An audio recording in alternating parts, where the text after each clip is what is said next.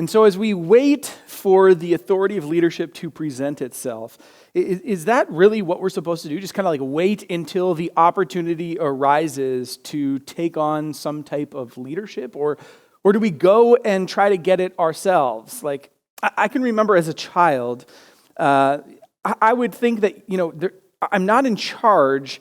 If I'm not in charge, I don't lead anything. Like, in order to lead something, you gotta be in charge of something, right? It's like my parents. My parents were in charge of me, and they were kind of ranking above me, right? And so they were kind of leading me, right? Or if you take the principal of your school, I mean, he or she was in charge, and so obviously, like, they're leading the rest of the teachers, or they're leading the school, or when you took the bus home and the bus driver was yelling at all the kids. I mean, the bus driver is obviously in charge, right? Because he's yelling at all the kids, and he must be leading someone or something, right? And you obviously needed to have a title or position to be in charge. And you remember what it was like when you were a kid. I mean, you were just waiting in order to be in charge. And you were waiting for example, to be the first one in line in kindergarten. You were wanting to be the first kid at the front of the line as you walk towards the gym for phys ed. And if you were at the front of the line, you had the leadership for the day, but if you weren't on the front, you were just the rest of the kids. And what were the rest of the kids doing? They were just waiting for their turn to be number one, to be in charge of the line, right? And it was like, oh yes, I have power because I'm leading the rest of the kids. But you were powerless at the time. Do you remember having a full bladder when you were in elementary school? You'd have full bladder, and you couldn't even go pee unless you got permission from the teacher. And you are not in charge. I mean, if you're not in charge, you just couldn't do anything. And when you're not in charge, you don't even really have to think about leadership. You're just told what to do, and you go with the flow. I mean, no one likes waiting for their turn to lead, but we all know what it feels like to wait and to not be in charge. I mean, you might have ideas at your workplace or in your family or amongst your peers, and you feel like nobody will listen to you because you don't have the microphone. You attend the meeting, but you don't lead the meeting. And I don't know if your kids love this, but my kids, when we go to, let's say, Canadian Tire or Home Depot, or I think Lowe's has them as well, and you go to get a shopping cart, and your kids always want to pick the shopping cart that has the steering wheel, right? You want to pick that cart because they can drive it. There's some type of control. They're the ones who are in charge. And then you go around the aisles, and they want to steer that thing. They want to move it around. They want to go in this direction or that direction, and they think that they're the ones doing it until at some point they turn left and the cart goes right. And at that point, they're like, what in the world? My brain exploded. Like, I can't, I thought I was steering this thing, but I'm obviously not in control. I'm not in charge. I'm not leading anything. And you're like, I wish I was the one that was in charge. But then you get to the point in your life where you maybe are in charge of something. For example, I was never the captain of my hockey team until one year I was elected the captain of my hockey team. And it was something I always wanted to be, but then when you actually get there, it's not as glamorous as it looks, right? To be the one who leads, to be the one who's in charge, also means that the buck stops with you. And when something goes wrong, you know where everyone looks? Everyone in the dressing room, they look at you. And they're seeking your advice. They're wondering, well, what is he going to say? What is he going to do? Does he have some motivational speech? Is there something he's going to empower us with? And it rests on your plate. And what once seemed so glamorous isn't really glamorous at all. And so we're jumping into a series, and we are going to highlight the life of David. And David is arguably the most famous king who ever lived, one of the most one of the most greatest leaders in human history, really. And so I don't know where you stand in leadership. I don't know what you feel about leadership. I don't know if you feel like you're in charge or you're not in charge. I don't know if you feel like you're influential, or maybe you've already checked out because you say, I don't lead anything. I mean, I'm not in charge of people. I'm not in charge of an organization. I'm not in charge of a business. I haven't climbed the corporate ladder, and I'm really not a leader in any capacity. And so maybe you've already checked out, but I would say just wait, because I think King David might have something for us and something to say here today. I mean, what made King David so special? What made him a great leader?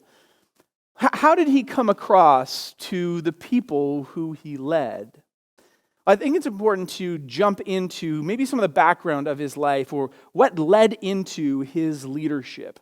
And so for some of you, you don't really like the history, you don't like these lessons, and so this is a time maybe you'll check out. But I encourage you to kind of follow along as we dive into maybe the background and history of King David and where he came from and what was happening before him. And so long before King David, we had Moses and we had Joshua, and those two, they die, all right? And so they're gone, they're not on the planet anymore, and the people of Israel, they are governed by a series of judges and priests. And this was an effective system only if the leaders and the people who followed the leaders, only if they submitted to God, right? Only if they loved God with their heart and they followed God. Now, the book of Judges in the Old Testament, it records the failure of the people and the leaders under this system. Now, God had predicted this failure, and so he knew eventually Israel would need a king. He knew eventually Israel would need to be led by a king. And so just before 1051 BC, that's the year Saul became king, the first king. And the people demanded that Samuel, before Saul became king, they demanded this prophet Samuel, would you select a king to rule over us? Now, Samuel's sons, they were dishonest judges. They weren't really qualified, and so this removed them from the ability to become king. And so Samuel couldn't really pick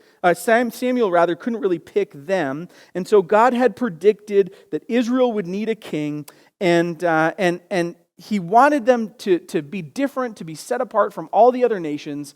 He didn't want them to be like other nations. That's why they were led by judges and priests, but they weren't really following after God's heart, and so God sent Samuel to select a new king. Now, God agreed to let the people have a king to rule them. Saul was chosen as the first king of Israel. He's described as a choice and a handsome man, and he stood head and shoulders above all other men. Now, Saul, he looked the part, but he's hot-tempered. He takes temper tantrums, and he can't control his emotions. He's disobedient. He's jealous. And so he's 30 years old when he becomes king. And he reigned for 42 years over Israel. And after Saul openly disobeyed God not once, but twice, God told Samuel that his kingdom would not endure, and that God had found a man, or sought a man after his own heart. That man was David. Now, most everyone who has been to Sunday school or who has been part of the church world in some capacity knows the famous story of David and who? Goliath, right? The giant.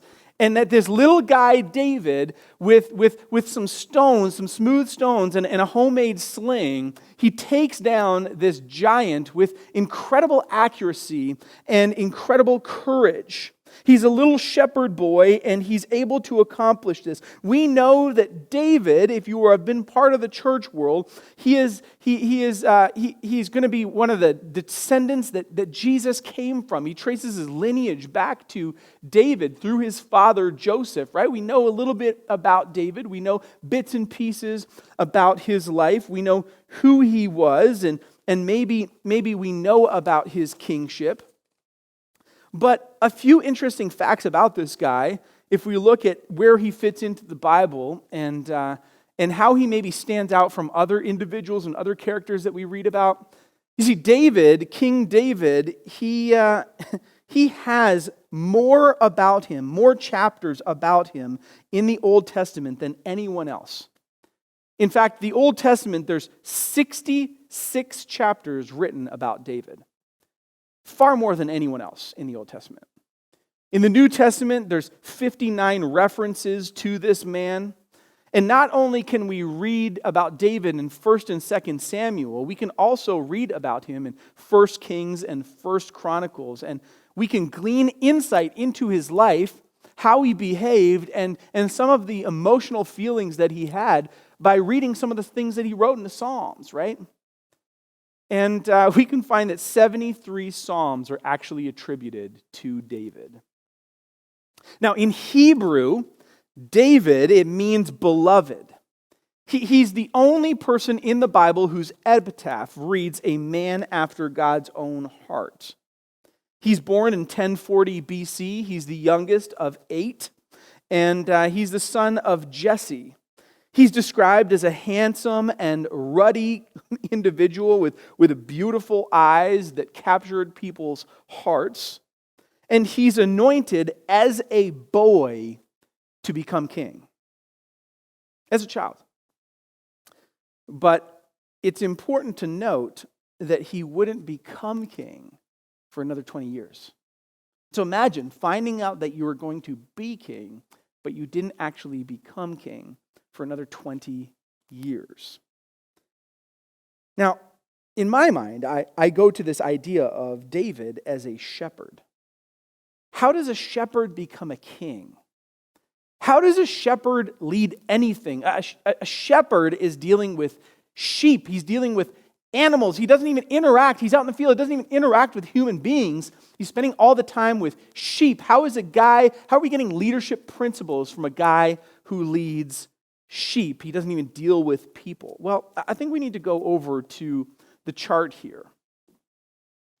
Now, if I were to ask you today, if we were to look at these circles, and each of these circles that I've drawn, I know my artistry is amazing, but the circles each represent an individual. If we were to look at this chart, what would we define as the leader of the circles? Who would be the leader in this chart? Who would be the leader in this scenario?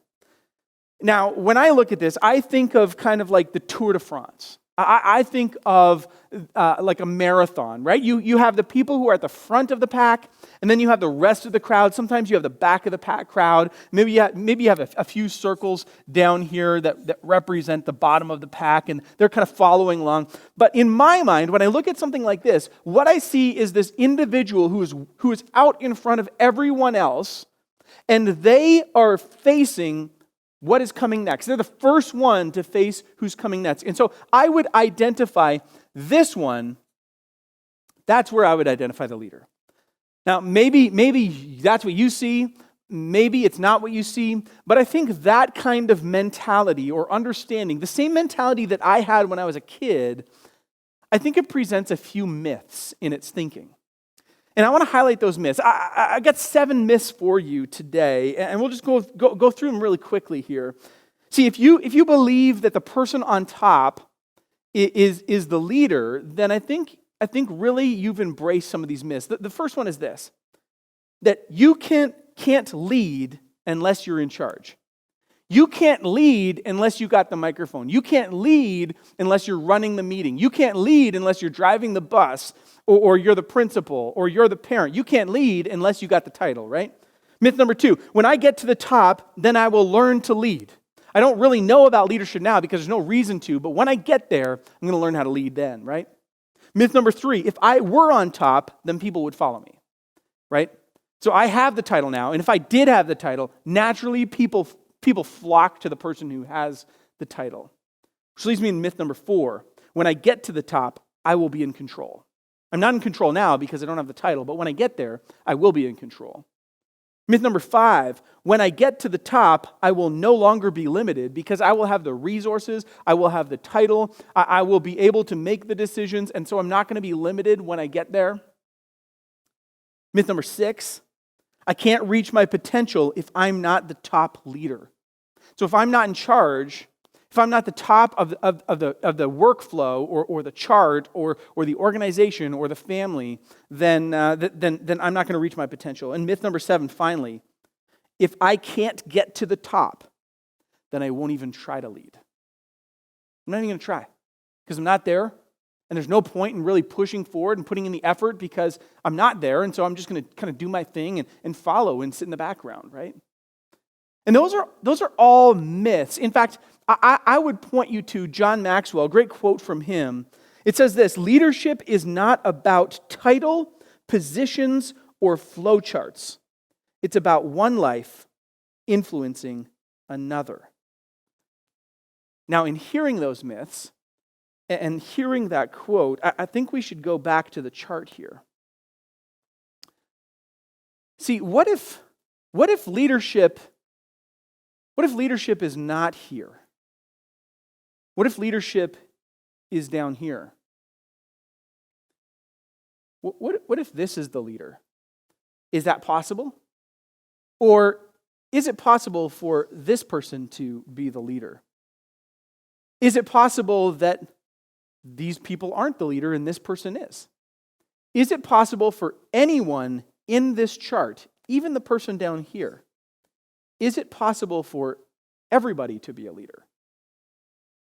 According to that quote from John Maxwell, leadership isn't about rank or title or position, it's about influence.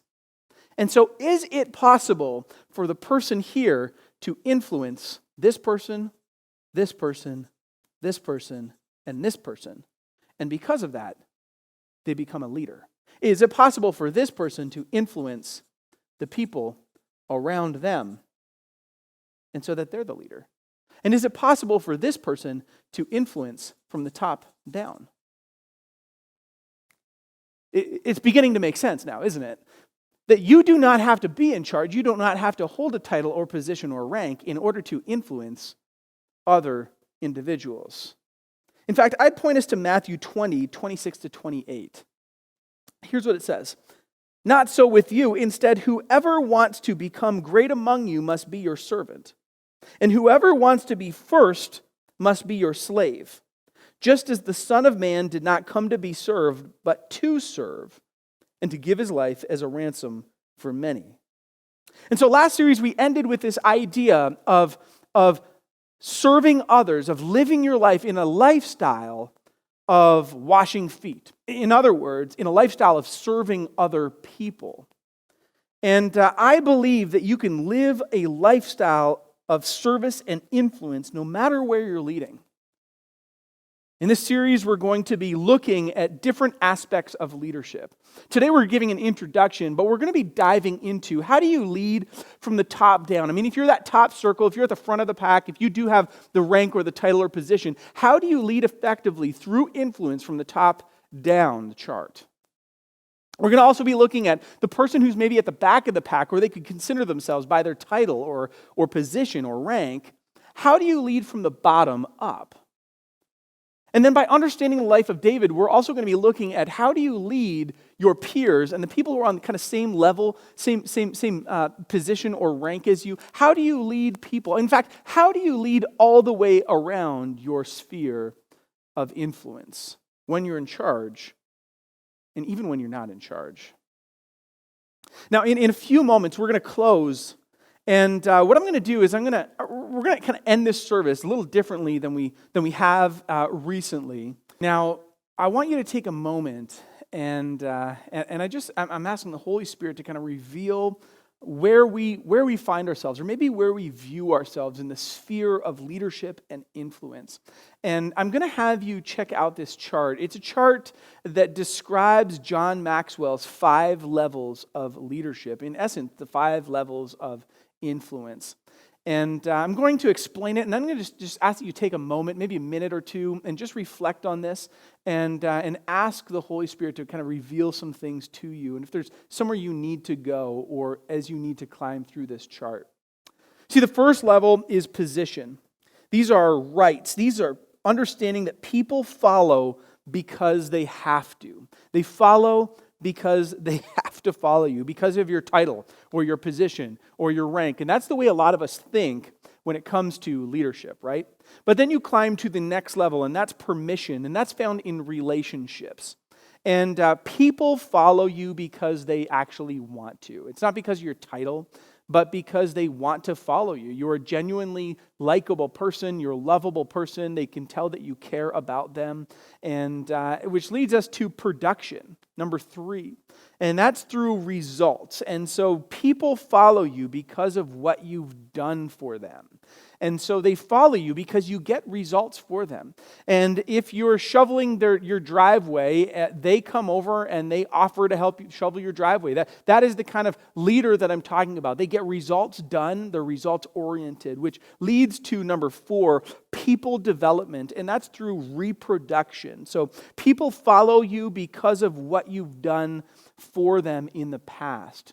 And so they remember the things that you've done. Those kind of sit in the back. They're filed away in their mind, and they remember those things over time. And because of that, they want to follow you. You have a lot of influence over them because of proving yourself to them time and time and time again, which leads us to the 5th and the top level of leadership, which is your personhood. And that's revealed through respect. And people follow because of who you are and what you represent. And that's revealed through your character, right? And so I don't know if you kind of identify with that. I don't know if you find yourself in one of those categories, but what I'd ask is you spend a moment and you look at these categories as we close here today and say, you know what are you leading me to, and where do I want to go, and where do I find myself in this chart? Do I have influence over others, and could I have influence?